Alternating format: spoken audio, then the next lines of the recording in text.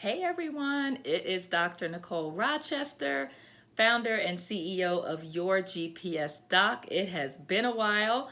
I am coming back with another episode of Navigator Nuggets. As you can see, I'm wearing a shirt that says vaccinate. Let me show you the whole thing. Vaccinate, vaccinate, vaccinate. I'm so excited, you all. I just got home from getting the second dose of my coronavirus vaccine. And I'm just feeling really excited. I am feeling grateful, hopeful, all of the positive emotions. So I just wanted to come on and record a quick video. This is going to be a quick episode, but I just wanted to talk about the vaccine and, just kind of share a few updates. So first, I know that you are probably wondering which vaccine I got. Let me tell you that it doesn't matter. I am going to share that with you, but it really doesn't matter. And in this video, I am going to try to address some of the questions that I keep getting, some of the concerns, some of the misconceptions. So a lot of times I'm being asked, which vaccine did you get, or which one should I get, or I have this condition, so which one should I get? Today is February 23rd, 2021. So at this point in the United States, there are two vaccines that are under emergency use authorization, and that is the Pfizer vaccine and the Moderna vaccine.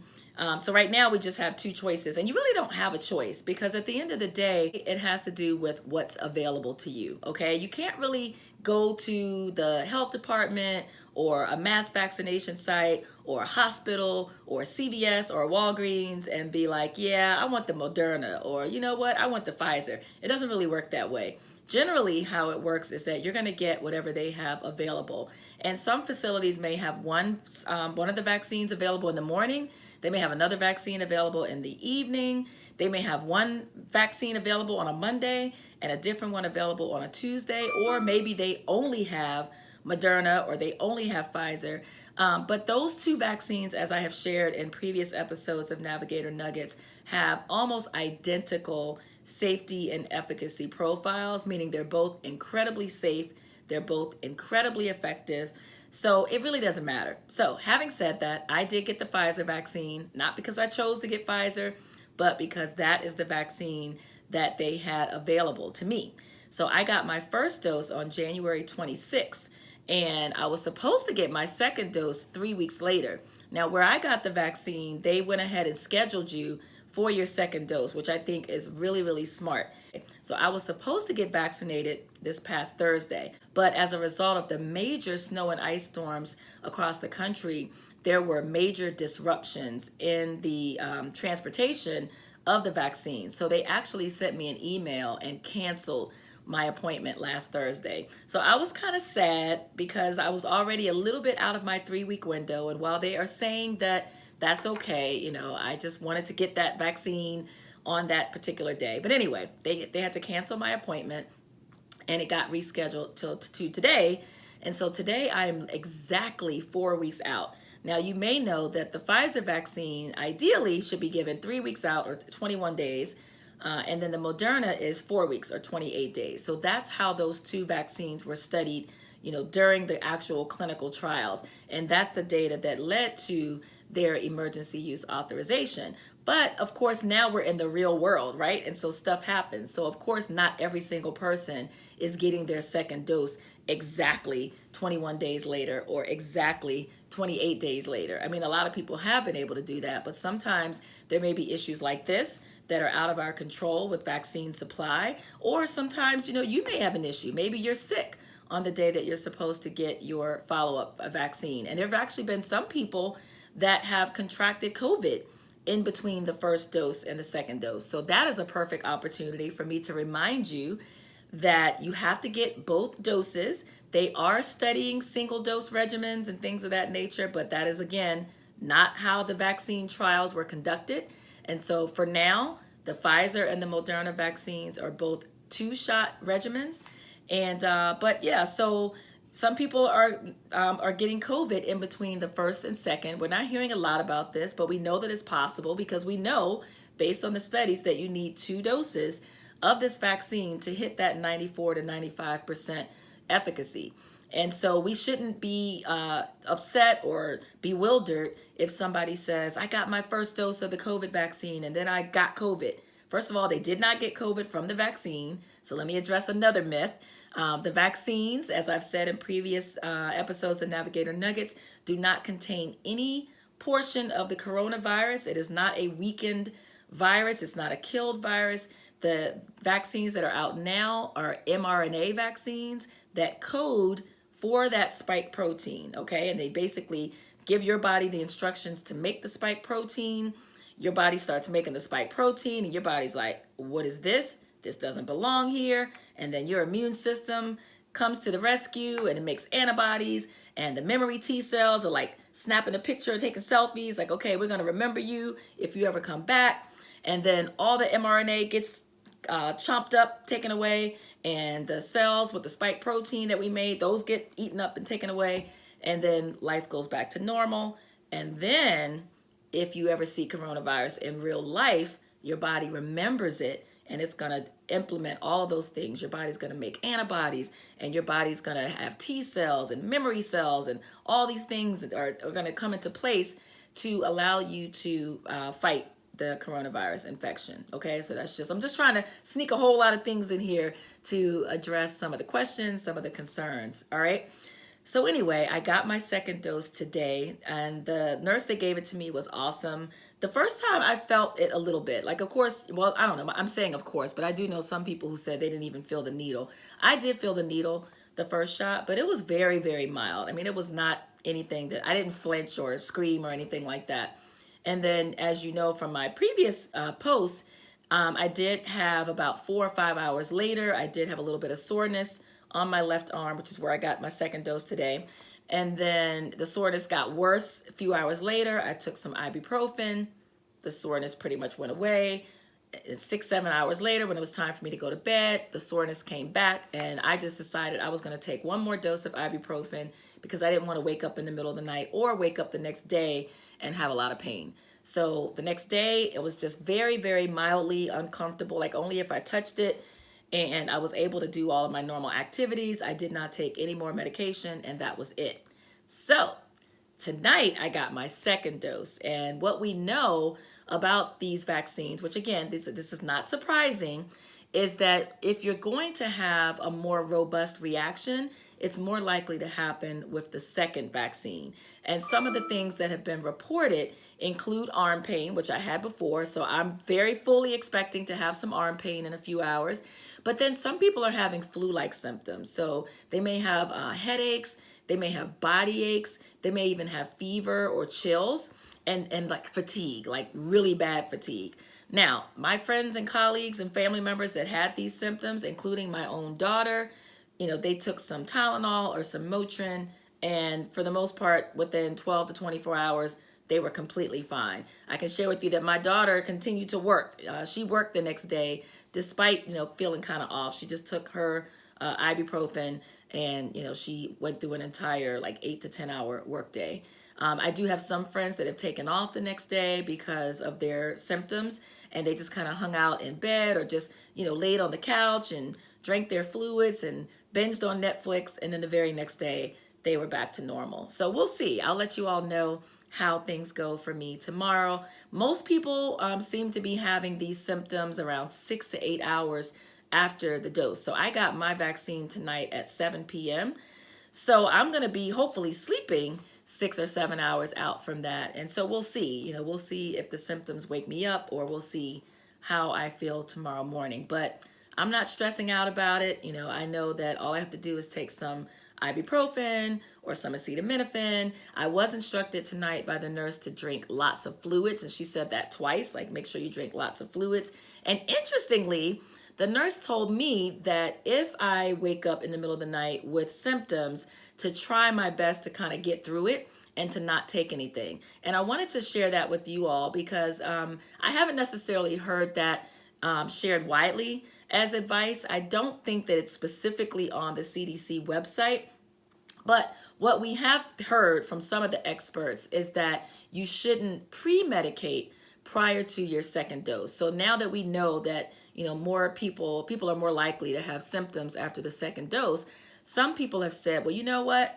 I'm going to preemptively take some medication before I go and get my second dose, like, maybe an hour before or right before I pull up to the facility, so that I can like proactively take something so that maybe I won't get pain or I won't get a headache or I won't get a fever. And generally, what I'm hearing is that that is not recommended. It's totally fine, from what I've been told, to take medication after the fact to treat any symptoms that you may have as a result of the vaccine. But they're really not advising us to take medication ahead of time, because there's a theoretical risk that the medicines that you take could dampen your immune response. So this may sound crazy, but you guys know I'm a doctor and it's quite nerdy. But most of my doctor friends, and I'm going to be the same way, we kind of, even though it's going to be uncomfortable if I get chills and fever and body aches and things like that, it's like a secret part of us that like is happy about it, because that's saying that your immune system is doing its job. Now, having said that, if you don't get fever, you don't get body aches, and you don't get chills, and you don't get a headache, that does not mean that the vaccine is not working. That does not mean that your immune system is wonky. That does not mean that they gave you a bad batch or a placebo or any of the other things that I have been hearing. And what we just need to remember is that we're all different. We each react differently. So I have friends who just got a teeny bit of a sore arm after the second dose. And then I have friends who, like I said, spent a day relaxing in the bed or on their couch the next day after the second dose. So, and all of them are assumed to be protected. So we'll just have to see what happens with me. But I really just wanted to let you know that that is possible. It's not uncommon. And if you get those symptoms, it really is just a sign of your immune system doing its job. So it's not anything to be concerned about. And it's something that I have been educating people about, because what I don't want is to just paint this picture of, oh, everything's great, you're not going to feel a thing, and then people get a vaccine and they have reactions, and then next thing you know, they're telling their friends, oh, I got that vaccine and it made me sick, and then you all know where that leads. Okay, so again, this is normal. These are normal reactions to the coronavirus vaccine. So the Johnson & Johnson vaccine is going before the FDA, I think at the end of this week. So they have completed the beginning parts of their clinical trials, just like Pfizer and Moderna. And now they have submitted their data, and the FDA is going to review that data. And then, if the data holds up, if it is safe and if it's effective, and if all of the other regulatory boards agree, then we will potentially have a third choice for a vaccine in the very near future, probably at the beginning of March. So we'll just have to see. They're going to have to go through the same rigorous process that the other two vaccines went through. And you probably are seeing on the news that the efficacy data, those percentages are significantly lower. I shouldn't say significantly lower, but they are lower for the Johnson & Johnson vaccine. So I've seen like 65 to 72%. But what's important is that it was 85% effective against like hospitalization and death. Those are the numbers that we care about, okay? It's great if we have a vaccine that prevents us from getting COVID at all. Of course, that would be ideal, right? But what we're really worried about is severe disease. We don't want to be sick in the hospital, on oxygen, on a ventilator, and we certainly don't want to die from this virus. And so the fact that this vaccine has, 85% efficacy against severe disease is really good. So what I don't want you all to do is to worry and say, oh, I don't want to get the Johnson & Johnson vaccine. And then maybe you sign up at a site and maybe that's all they have. And so then you cancel your appointment, or you say, I'm just going to wait to get Pfizer, or I'm going to wait to get Moderna. Again, whatever vaccine is available to you, that's the vaccine that you need to get. They are not going to approve a vaccine that is not safe and that is not effective. Those numbers may vary a little bit, but right now we are feeling very confident that, even the preliminary data for Johnson & Johnson, that this is a good vaccine. Now, the differences with the Johnson & Johnson vaccine are a few things. One, it is not an mRNA vaccine like the first two. This is a what they call a vector vaccine. So what they have done, just to try to keep it as simple as possible, is that they have attached the spike protein to adenovirus. And adenovirus is a very, very, very common virus that we see very prevalent. It's very prevalent here in the U.S. and abroad, and it causes the common cold. Okay, so this virus has been weakened so that it can't replicate. It's not going to make you sick, but they've attached the spike protein to that virus. They inject the virus into your arm, just like the other two. And then in a very similar way, once that vaccine gets into your arm, it has that spike protein, and then your body goes to work and you get that same reaction. Okay, so far all of the vaccines that we are aware of are using some version of that spike protein, because that is the way that coronavirus gets into our cells. That's the most significant protein component of the coronavirus. It's what makes it such a bad mamma jamma. And so it makes sense that the vaccines that are being developed are all utilizing that spike protein, because that is the thing. That is the part of the coronavirus that we need our body to react to, okay? So that we can prevent it from getting into our cells, prevent it from binding to our cells, all right? And the other difference is that the Johnson & Johnson vaccine is a single dose. So this will be the first vaccine, if it's approved, that is a single dose. And that is a huge deal in terms of supply, because I'm sure you all have been seeing the news, and there's people that are clamoring to get this vaccine and they can't get it. They're trying to get appointments. All the vaccine is gone.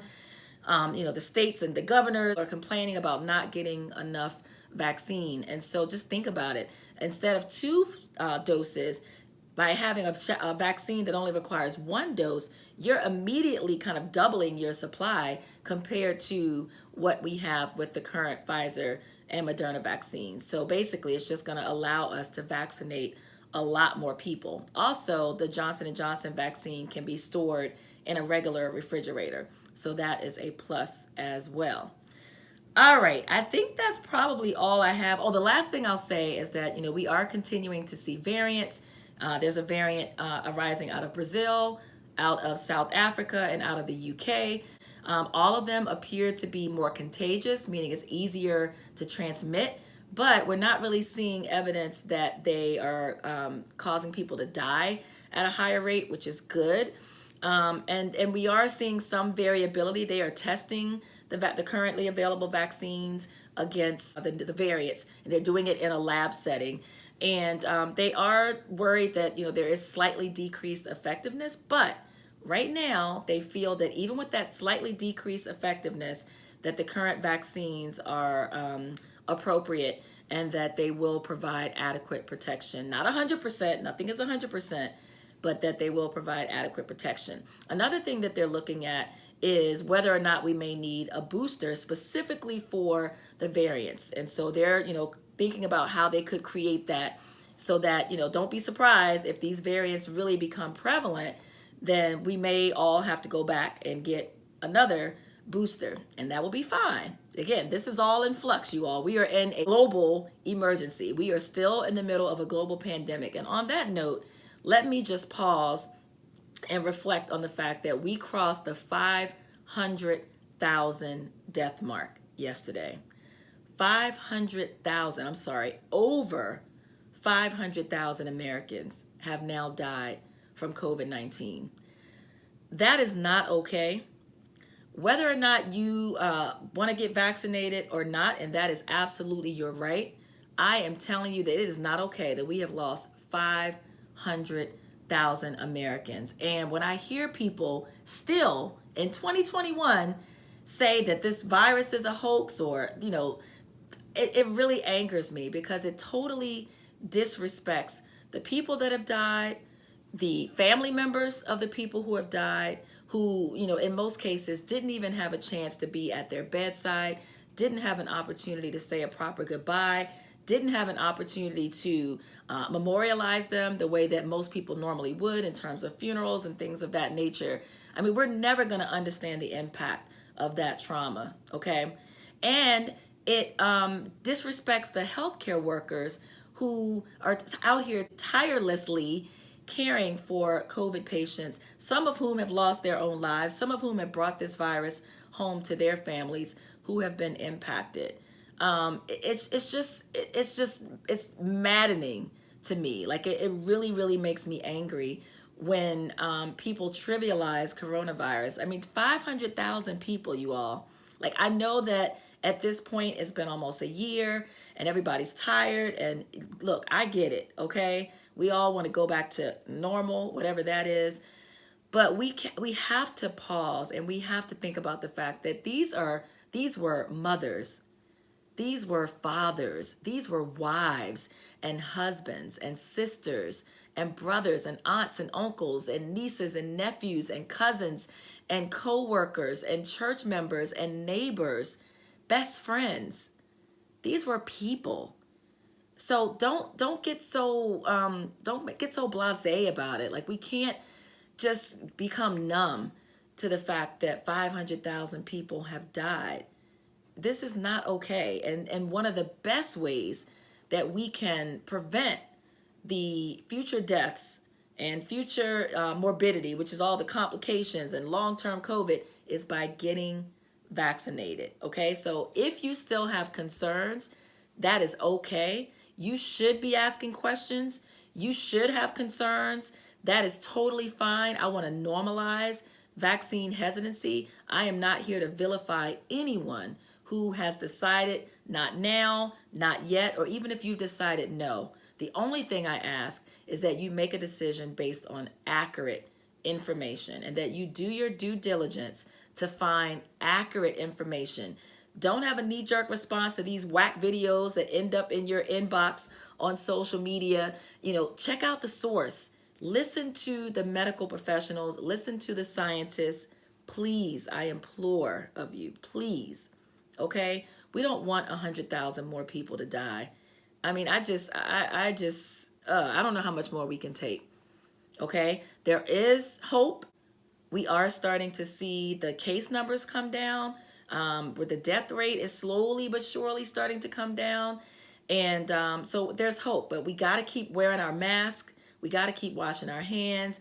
We got to keep watching our distance. And when it is your turn, when you are eligible, please get the vaccine. All right. If you have any questions about anything that I shared today, just feel free to drop them in the comment section. Please like this video. Please subscribe to this YouTube channel. And please share this video with anyone in your circle who can benefit from this information. All right, so again, I'm Dr. Nicole Rochester. I'm a board-certified pediatrician, a professional health advocate, and the CEO of Your GPS Doc. I help patients and family caregivers navigate the healthcare system. I am a speaker, an author, and a health equity consultant, and I hope this information has been helpful, and I'll see you next time.